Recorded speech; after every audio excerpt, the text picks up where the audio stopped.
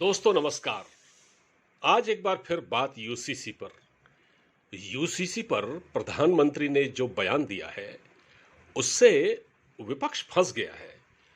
विपक्ष क्या, मतलब जो प्रधानमंत्री मोदी के जो विरोधी हैं या वो ताकतें या जो वो दल जो बीजेपी को या मोदी को 2024 के चुनाव में सत्ता में आने से रोकना चाहते हैं, और जिन दलों ने अभी हाल ही में पटना में एक बैठक की थी और एक अलायंस बनाने की कोशिश कर रहे थे 2024 के लिए नरेंद्र मोदी के खिलाफ, उनके रथ को रोकने के लिए, और जिसकी अगुवाई नीतीश कुमार कर रहे थे। तो वो सारे दल, और जिसमें केजरीवाल भी शामिल थे, नीतीश भी शामिल थे, ममता बनर्जी भी शामिल थी और बहुत सारी पार्टियां, कांग्रेस भी शामिल थी, समाजवादी पार्टी भी थी। तो ये जो दल है ये प्रधानमंत्री को सत्ता में आने से रोकना चाहते थे। तो इन्होंने, अब क्या हुआ देखिए, यूसीसी का जो मुद्दा है वो एक ऐसा मुद्दा है जिसको भारत की सुप्रीम कोर्ट भी समर्थन करती है। भारत की जो सुप्रीम कोर्ट है वो चाहती है कि यूसीसी लागू हो, और वो कई बार केंद्र सरकार से, केंद्र में जो सरकारें रही हैं, अभी तो बीजेपी की सरकार है, केंद्र सरकारों से ये कह चुकी है कि यूसीसी को लागू किया जाए। क्या देरी है इस बारे में? तो आड़े कौन आता है? जो राजनीतिक दल आड़े आड़े आते हैं, जिनके जो नहीं चाहते, जो वोट बैंक की राजनीति करते हैं। तो वो जो है बजाय यूसीसी पर साथ देने के वो मुस्लिमों को भड़काते हैं कि अरे भाई इससे तो आपका नुकसान हो जाएगा, ऐसा हो जाएगा, वैसा हो जाएगा। तो अब क्या हुआ, जब प्रधानमंत्री ने कहा कि यूसीसी को लागू करना है और एक देश में दो कानून नहीं चल सकते, एक देश में, या उन्होंने कहा एक घर में दो कानून नहीं चल सकते, तो ये बेचारे फंस गए हैं। अब क्या हो रहा है कि जो मैं आज आपको बताना चाहता हूं कि अब विपक्षी दलों की जो प्रतिक्रिया आ रही है वो कुछ ऐसी आ रही है कि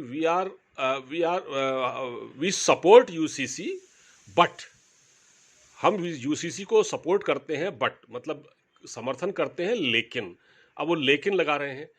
समर्थन कर रहे हैं, देखिए समर्थन कर रहे हैं कि उनको पता है कि यूसीसी कहीं ना कहीं चुनाव में एक बड़ा मुद्दा हो जाएगा, और खासकर जो हिंदू है देश में, और जो राजनीतिक दल, अब मैं एक बात और बताता हूं आपको, कांग्रेस, आम आदमी पार्टी, ये दोनों इस वक्त हिंदुत्व की राजनीति कर रही हैं।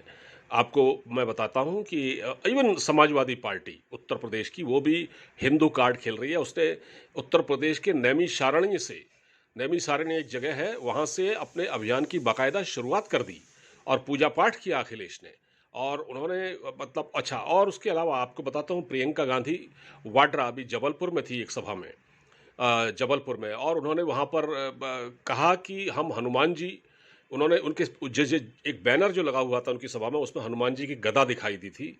तो गदा, मतलब ऐसा था कि हनुमान जी के सहारे वो चुनाव लड़ेंगी। मतलब जैसे कि आपको मैं बताता हूँ कि उनको भरोसा क्यों हुआ है, जब कर्नाटक में जो बीजेपी जिस तरह से हारी है, तो जिस पर बजरंग बली का जो मुद्दा था, जो उठाया गया, उस पर बजरंग बली के मुद्दा उठाने से जो बजरंग दल पर बैन की बात थी, तो मोदी जी ने कहा कि बजरंग दल नहीं, ये बजरंग बली पर बैन लगाना चाहते हैं। तो बजरंग बली पर जो बात की गई उसको कांग्रेस ने जोड़ते हुए उस मुद्दे को डाइवर्ट किया और कहा कि बजरंग बली पर जो चुनाव लड़ा, तो कांग्रेस को उस पर फायदा हो गया। कांग्रेस, बड़ी रिमार्केबल विक्ट्री हुई कांग्रेस की।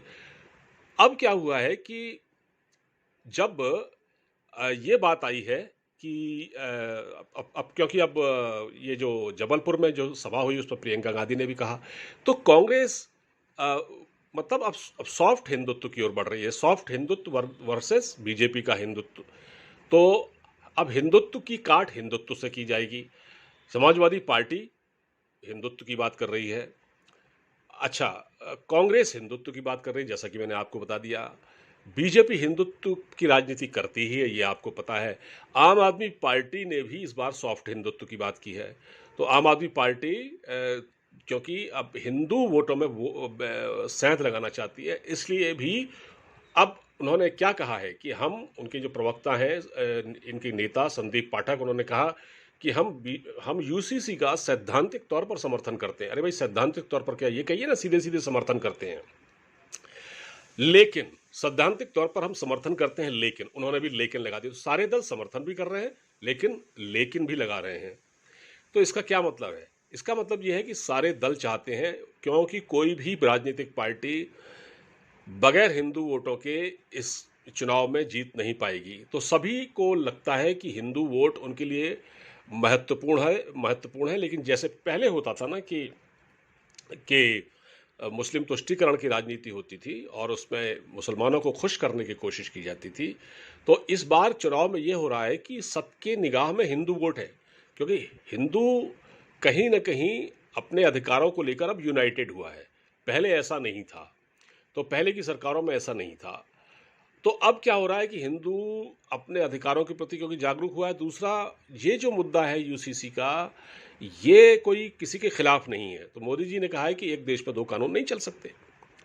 तो इसीलिए अब चिदम्बरम भी यही कह रहे हैं। पी चिदम्बरम जो कि खुद भी एक बहुत बड़े वकील हैं, वो कहते हैं कि साहब, जो चिदम्बरम साहब हैं, वो कहते हैं कि कांग्रेस की दो कानून होने से घर नहीं चलता है। जैसे मैं आपको बताऊं, मोदी जी ने कहा है कि दो कानून होने से घर नहीं चलता है। चिदम्बरम ने कहा कि परिवार खून के रिश्तों के धागे से बंधा होता है, जबकि राष्ट्र संविधान से चलता है। तो भाई, संविधान से तो चलता है। अब इसमें आप, क्योंकि देखिए कांग्रेस अब जलेबी बना रही है। कांग्रेस ने एक अपने बयानों की एक जलेबी बनाते हुए ये वो नहीं कह रही कि हम समर्थन नहीं कर रहे हैं, क्योंकि कल तारिक अनवर ने कहा था, जो कांग्रेस के प्रवक्ता हैं, उन्होंने कहा था, वो खुद भी मुस्लिम नेता हैं, उन्होंने भी कहा था कि हम यूसीसी पर बहस करने को तैयार हैं। तो अब ये चिदम्बरम साहब क्यों जलेबी बना रहे हैं? इनको क्या लगता है कि अगर हम खुल के यूसीसी का समर्थन कर देंगे, है, तो क्या क्या देश का मुसलमान वोटर उनसे नाराज हो जाएगा? और ये जो लेकिन लगा रहे हैं ना, we will support UCC, but जो ये बट लगा रहे हैं वो इसीलिए लगा रहे हैं तो कहीं एक ना एक संभावना, इनको ऐसा अंदेशा है कि अगर ये खुल के यूसीसी का समर्थन कर देंगे तो मुसलमान इनसे नाराज हो जाएंगे। वैसे मैं आपको एक बात बता दूं कि देश का हर मुसलमान यूसीसी के खिलाफ नहीं है। ये इसमें चंद लोग हैं जो कि जिनके अपने पर्सनल इंटरेस्ट हैं, जो पर्सनल लॉ बोर्ड बना के बैठे हुए हैं। जैसे उत्तर प्रदेश, ये सुन्नी पर्सनल लॉ बोर्ड, ये जो पर्सनल लॉ बोर्ड बना के बैठे हुए हैं, इन लोगों की क्योंकि दुकानदारी अब खत्म हो जाएगी, क्योंकि एक तो 3 तलाक खत्म हो गया। अब जब इनकी यूसीसी भी खत्म हो जाएगा, ये देश में कोई भी इस्लामिक कानून नहीं चलेगा। देश एक कानून से चलेगा, सिर्फ एक कानून से, वो होगा समान नागरिक संहिता, यूनिफॉर्म सिविल कोड, जिसकी लंबे समय से मांग की जा रही है। तो ये दुकान बंद हो जाएगी। ठीक है। तो इसके लोगों ने भी मीटिंग की लखनऊ में। इनके जो अपने मेंबर थे पर्सनल लॉ बोर्ड के, उन्होंने भी एक ड्राफ्ट बना कर दिया है, एक सुझाव दिया है। तो प्रधानमंत्री का क्योंकि इस बारे में बयान आ गया, आप देखिए, प्रधानमंत्री, देश के प्रधानमंत्री जब कोई बात कहते हैं तो बहुत महत्वपूर्ण हो जाती है। उसमें फिर कोई ओवैसी या कोई केसी त्यागी या कोई अखिलेश यादव, उसका कोई मतलब नहीं होता। वो केसी त्यागी भी यही कह रहे हैं, हम संविधान, कानून, समान कानून, नागरिक संहिता की बात करते हैं, लेकिन इस बारे में सबसे बात की जानी चाहिए। भाई, बात तो हो ही रही है। लॉ कमीशन ने, भारत के विधि आयोग ने सबसे राय तो मांगी है, फिर राजनीतिक दलों से विमर्श किए बगैर तो ये नहीं होगा ना। तो ये कानून लागू होगा। अब इसमें मेरा कहने का सिर्फ इतना था कि इसमें प्रधानमंत्री ने जो बातें कही हैं, उससे ये राजनीतिक दल फंस गए हैं। अब ना इनको उगलते बन रहा है, ना निगलते बन रहा है। न ये कह सकते हैं कि हम यूसीसी का विरोध करते हैं, न ये खुल के कह पा रहे हैं कि हम समर्थन करते हैं। खुल के कहते हैं तो मुसलमान नाराज हो सकते हैं, क्योंकि सबको मुसलमान वोट भी चाहिए। तो इस तरह से एक ये बड़ा मुद्दा इस बार चुनाव में बनने जा रहा है। फिलहाल इस बातचीत में इतना ही। वीडियो पसंद आया है तो उसको शेयर कीजिएगा। अब मुझे इजाज़त दीजिए। नमस्कार।